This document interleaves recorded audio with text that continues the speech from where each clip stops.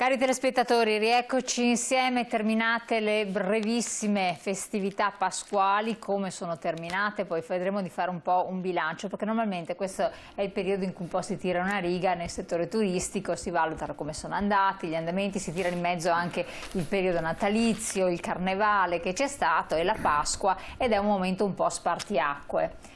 Spartiacque di che non si sa, ne parliamo comunque insieme ai nostri interlocutori qui in studio. Abbiamo il piacere di riavere, un po' di tempo non riuscivamo a trascinarlo, ma era indaffaratissimo nonostante appunto il momento poco propizio, Marco Michielli. Grazie di essere qui con noi, Presidente di Confturismo Veneto, Vicepresidente nazionale. Grazie a voi dell'invito. Grazie Presidente. E siamo collegati, adesso della regia penso che mi daranno anche la conferma, ma penso che proprio c'è il collegamento con Emanuele Boareto. Eccolo qua, ben arrivato, ben ritornato con noi, Presidente di Federterme Abano Montegrotto. Ben arrivato Presidente Boareto. Deve attivare il volume, credo, comunque se no glielo attivano. Ecco. Non la sentiamo ancora, comunque deve attivare il volume, forse dalla regia. Allora, dopo diamo la parola anche al Presidente Boareto, vediamo cosa ci racconterà alle terme, cosa è successo. Io direi di partire un po' con lei. Allora, intanto ulteriore uscita del Ministro Speranza, prorogato fino al 30 aprile, questo Benedetta sembra quasi una ripicca nei vostri confronti per quanto riguarda chi va all'estero, ma anche e soprattutto quello che interessa a te, chi arriva dall'estero in Italia, se vuole venire deve farsi 5 giorni di clausura, il che ovviamente blocca non poco, anche le prenotazioni per l'avvenire Pentecoste sembra, perché gli austriaci, i tedeschi si stanno volgendo verso altri lidi, anzi sono già rivolti verso altri lidi. E allora? Lei ha presente l'apologo di quando il saggio indica la luna, l'imbecille guarda il dito? Ecco. Allora, succede che 10 giorni fa ci siamo accorti, in tutto il paese ovviamente, ma se ne è fatta interprete principale la presidenza di Federalberghi, di far notare al governo che durante queste vacanze di Pasqua lei non poteva qui da Padova andare a Sottomarina 2 ore, però poteva imbarcarsi e andarsene alle Baleari, alle Canarie, eccetera. Lei pensi che solo i tedeschi hanno organizzato 300 charter per le sole Baleari? Ecco. Quindi un movimento piuttosto importante, ma che soprattutto dà il là a queste persone a dire allora là si può andare, riprenotiamo anche per questa... Anche per l'estate? Ecco. Noi abbiamo fatto notare questa, definiamolo incongruenza, definiamolo questo errore, questa cosa, sottintendendo se si può andare alle Canarie con un tampone alla partenza e un tampone al ritorno, si potrà anche andare a Ischia con un tampone all'andata e uno al ritorno, si potrà andare a Abano, si potrà andare a Jesolo. Ecco. Questo era sotteso, perché ovviamente era questo lo scopo e l'intendimento nostro. Ma essendo noi in rosso non si può andare da nessuna parte. No, essendo noi amministrati da gente che appunto guarda il dito e non la luna, che cosa hanno fatto? Hanno penalizzato gli amici della Fiavet, gli amici delle agenzie viaggio, mettendo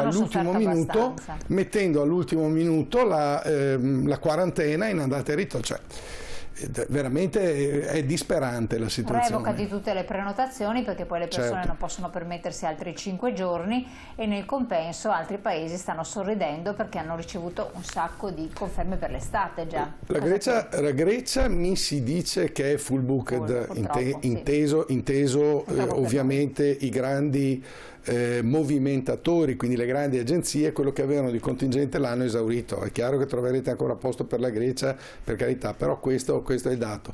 In Italia ovviamente lei, ma io per primo voglio dire cosa prenoto, che non so se potrò andare in vacanza a maggio, non so. Adesso noi ci stiamo attrezzando, noi stagionali, per aprire.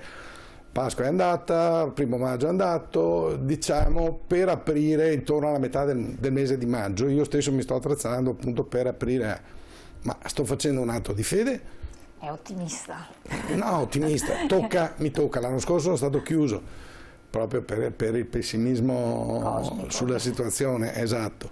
Quest'anno mi tocca, fra virgolette, aprire, apro per metà di maggio, ma col punto di domanda. Prenotazioni pochissime, c'è anche poco movimento internet, devo dire che è la cosa più preoccupante perché le prenotazioni si sapeva che quest'anno saranno all'ordine del last minute o del last second proprio, perché la gente quando potrà chiamerà, c'è posto, vengo giù domani. Ma quello che preoccupa un pochino di più è che non si vede quel movimento su internet di interesse, cioè vengo a vedere il sito dell'albergo, vengo a vedere il sito della località, ma non prenoto. Ecco, quello è molto importante, perché quando hai milioni di visite prima o poi cadono anche le prenotazioni. Anche lì c'è abbastanza fiacca.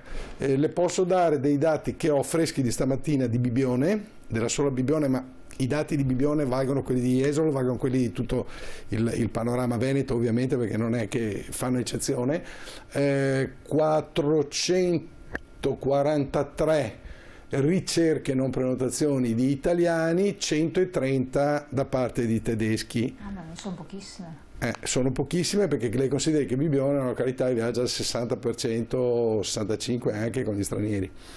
E quindi questi signori dove andranno in vacanza? Verranno all'ultimo minuto, per carità, anche da noi, nel momento in cui il signore che sta a Monaco, a Portogruaro o a Milano saprà che può andare in vacanza. Chiaramente verranno anche all'ultimo minuto. Quelli un po' più prudenti, e generalmente i nordici sono prudenti, cosa fanno? Prenotano in Grecia, prenotano in Spagna, prenotano in Turchia. La Turchia, ricordo che ha iniziato la vaccinazione di tutti i dipendenti del settore turistico, ha iniziato già 20 giorni fa. Chiaro, sì, questo assolutamente. Allora, non posso ancora rivolgere la parola al Presidente Boretto, perché mi segnalano dalla regia che ha problemi di audio, quindi bisogna che il Presidente riattivi in qualche modo da lui, dalla sua parte, l'audio per poter connetterci con noi. Però a questo proposito c'è anche un fatto di poter organizzare, le imprese si devono organizzare, quindi voi imprese del settore turistico dovete in qualche modo poter avere una proiezione futura, ma anche il privato cittadino deve poter avere un'idea, da parte dall'1 giugno, dal 2, dal 5, dal 15, posso prendere ferie, chi ha i bambini, chi finisce la scuola, se la scuola finisce non sa neanche lei che cosa vogliono fare con le scuole. E può organizzarsi, allora guardare dove andare, ma sapendo che da quella data in poi il paese apre al turismo, perché altrimenti nel dubbio ovviamente mi viene da pensare, ovvio che non vado in Italia se devo girare attraverso zone rosse o trovarmi in una zona arancione, volo verso un'altra destinazione, ci vado in qualche modo e mi risolvo questo problema, poi starò attento, non starò attento, insomma dopo è legato tutto quanto al singolo. Questo è molto grave. Lei si è relazionato, visto che è vicepresidente nazionale, con delle istituzioni nazionali per far capire questo, oppure l'hanno compreso? Quale motivazione? O vige soltanto da noi la regola della sola sicurezza sanitaria, l'economia non si la vede più se ha importanza o meno? Ma guardi, noi ovviamente siamo in contatto quotidiano, vorrei dire, con il governo, comunque con gli stakeholder importanti, il Ministero soprattutto, eccetera. Il Ministero è stato ricostruito un mese fa sostanzialmente, non ha personale, ha pochissimo personale tecnico specifico preparato nella materia. L'altro ente che potrebbe dare un supporto con la sua neutralità di giudizio è l'Enit, che è ridotto oltre la canna del gas, sono scappati quasi tutti i dipendenti storici, ha i motori che girano assolutamente al minimo, non è nemmeno paragonabile alle macchine da guerra che hanno i nostri paesi competitor, principali competitor, io intendo dire quelli europei, Francia, Spagna, Grecia, Portogallo, eccetera. C'è una mancanza assoluta di competenza nel settore turistico. Spiego meglio: quando ci si trova di fronte del ministro possiamo solo che parlare bene, perché è un bocconiano, quindi è competente tecnicamente in materia, la sua storia anche personale lo rende una persona competente, ma non è comunque uno che dalla sera alla mattina giri la chiave e diventa un esperto di turismo. Povero, avrà bisogno anche lui di qualche mese di tempo. Il problema è che noi non abbiamo mesi di tempo. Quando proviamo a spiegare a Roma che aprire un albergo non è come aprire, come da felice immagine del mio presidente nazionale, non è tirare sulla clair di un negozio una scopatina e si apre il negozio. Un albergo richiede circa 3 settimane l'uno per l'altro di allestimento e di preparazione. Per inciso, lei pensa ai poveri cristi che quest'inverno hanno aperto 8 volte e richiuso gli alberghi in montagna, riscaldandoli e tutto. Chiudo la parentesi. Questo è il senso dell'insensibilità che c'è a Roma. Ma che risposta hanno dato? Cioè, una volta che uno presenta, perché il cittadino... Avete ragione, terremo presente. Avete ragione, terremo presente. La differenza fra avete ragione, terremo presente italiano E prendiamo la Grecia, non voglio prendere la Francia, non voglio prendere la Spagna che ha fatto del turismo il top dell'economia del paese. Prendiamo la povera Grecia, la quale povera Grecia, l'inizio della stagione turistica in Grecia è in corrispondenza della Pasqua ortodossa. Adesso non mi chieda quando è perché mi becca in castagna, ma comunque è in primavera ovviamente. E con l'inizio della Pasqua normalmente c'è l'inizio della stagione turistica, poi la Grecia ha notoriamente la possibilità di fare vacanze a aprile, a maggio, e quindi diciamo partiva la stagione. E cosa hanno fatto i greci? I greci semplicemente un paio di mesi fa hanno dato la data del 15 di maggio come apertura ufficiale della stagione. Gli operatori non erano felicissimi perché avrebbero ovviamente preferito aprire a Pasqua. L'hanno posticipata, l'hanno allungata, ma hanno dato una data certa, quindi dal 15 di maggio in avanti lei da 3 mesi può prenotare in Grecia. Può prenotare serenamente e tranquillamente perché il governo greco ha detto dal 15 si apre, dal 15 è riaperto il settore del turismo. Qui da noi? Lei prenoterebbe a agosto domani mattina, facciamo una sfida di verità per me. No, a agosto domani mattina con la premessa che ormai tutti gli alberghi restituiscono le caparre, non chiedono tutto quel le caparre. Che vuoi, però il terrore che si sognino zone rosse estive, però lei capisce cosa faccio? Prenoto. Mi prendo, perché poi è sottile, mi prendo le ferie in quel periodo lì o aspetto l'ultimo, oppure per essere sicuro me le prendo a ottobre, perché adesso incomincia a esserci una scuola di pensiero che dice andate in vacanza a ottobre.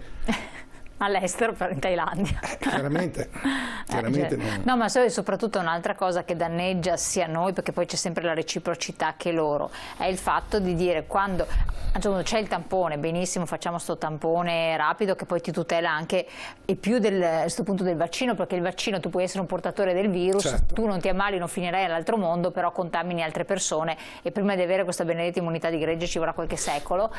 Ma il fatto è facciamo questo tampone, ma non mi puoi mettere in quarantena al ritorno 5 giorni, 6 giorni, una settimana, 10 giorni, perché nessuno può permettersi andare in ferie 10 giorni, 2 settimane e prendersene altri 5 per starsene a casa. Dai, vuol dire che non consenti alle persone né di arrivare, né di venire qui, né di andare via. Allora vuol dire che ti puoi proprio isolare completamente, è terrificante questa cosa, mentre gli altri paesi, cosa fanno? Gli altri paesi non fanno questo. Allora io ho lanciato la provocazione, devo andare in pubblicità perché dalla regia mi danno segnali, e allora parliamo anche di questo perché c'è preoccupazione in giro, pubblicità pochi secondi, poi siamo con voi. Tutto il micro.